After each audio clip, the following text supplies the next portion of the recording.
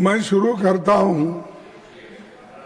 Paper चुराने वाले बचते रहे, पेपर चुराने वाले बचते रहे, मेहनत करने वाले पीटते रहे। ये कैसा न्याय, ये कैसी रीत।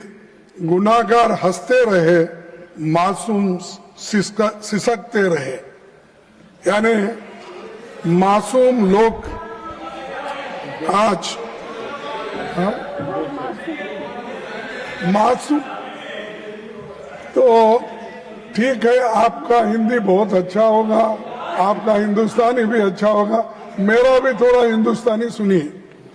सर, मैं ये इसलिए कह रहा हूं कि पेपर लीक होने से कितने मासूम लोगों का नुकसान हुआ और कितने लोग पीटे गए, कितने माँ बाप परेशान हैं, कितने औरतें बच्चे परेशान हैं।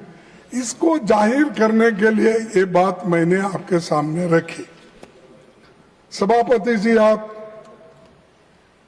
अभी पब्लिक एग्जामिनेशन अमेंडमेंट बिल 2026 में जो यहाँ चर्चा के लिए आई है, उसमें सिर्फ आंकड़े बदले हैं। मेरे पास पूरा ये है बिल, तो उन्होंने पढ़ा, वो बिल मेरे पास भी है। इसमें सिर्फ आंकड़े बदलते गए, उससे कुछ होने वाला नहीं है। ज्यादा जुर्माना, कड़ी सजा, special task force, fast track courts जैसे प्रावधान आपने इसमें रखा है, इससे कुछ फर्क पड़ने वाला नहीं। फर्क इससे पड़ेगा आप किस ढंग से इस एग्जामिनेशन को लेके चलेंगे और विदाउट पेपर लीक आप कैसा बनाएंगे, वो उस पे ऊपर निर्भर करता है। नहीं कि इसको हमने बढ़ाया 1 करोड़ से 10 करोड़ किया या 2 महीने से 6 महीने किया, इससे सुधारने वाला नहीं है। तो इसलिए मेरा कहना यह है कि ये तो नई बात तो नहीं है, लेकिन ये जो मजबूत कानून लाने के लिए हमने 2024 में ही इसकी मांग रखी थी, लेकिन तब आपने हमारी इस बात को नहीं माना और उधर से अभी अपने भाषण में कहा कि आप लोगों ने नहीं माना। लेकिन इस मजबूत कानून को ठीक करने के लिए हम बार बार आपके सामने कहते रहे, लेकिन आप किए नहीं। लेकिन 2 साल के बाद आप जो काम कर रहे हैं उसे 2024 में ही क्यों नहीं किया? अब कर रहे हैं 2024 में, यानी 2 साल पहले आप क्यों नहीं किए?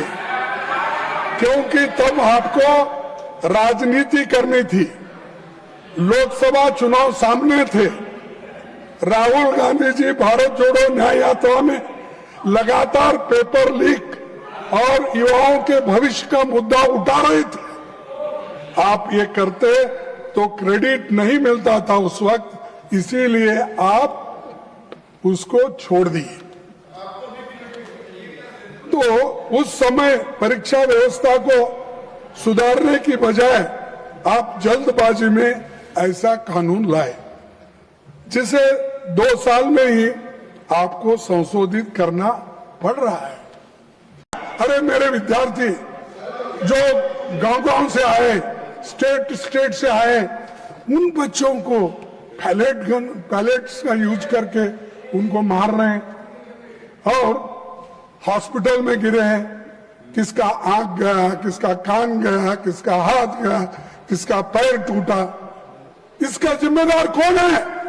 इसका जिम्मेदार आप है, होम मिनिस्टर है। आप बंद कमरे में रह के आप सुन रहे होंगे मेरी बात, लेकिन आप बंद कमरे में रह के बहुत दिन छुप नहीं सकते, एक दिन हम बाहर खींच के लाएंगे और जनता के सामने हम दिखाएंगे इनके लोगों में क्या है। 100 से अधिक छात्र इस एजिटेशन में जो थे वो घायल हो गए और आईसीयू में वेंटिलेटर राम मनोहर लोहिया हॉस्पिटल में पड़े बहुत से, और कई बच्चों को आंखों में वो प्लेट के छर्रे लगे, आंख पे लगे, पीछे लगे। आप सब देखे हैं, सब टीवी में आप बहुत देखते रहते हैं, आप देखे हैं। लेकिन ये देखकर हमको तो शर्म आई, उनको शर्म आया कि नहीं मुझे मालूम नहीं। जो मुझे शर्म आया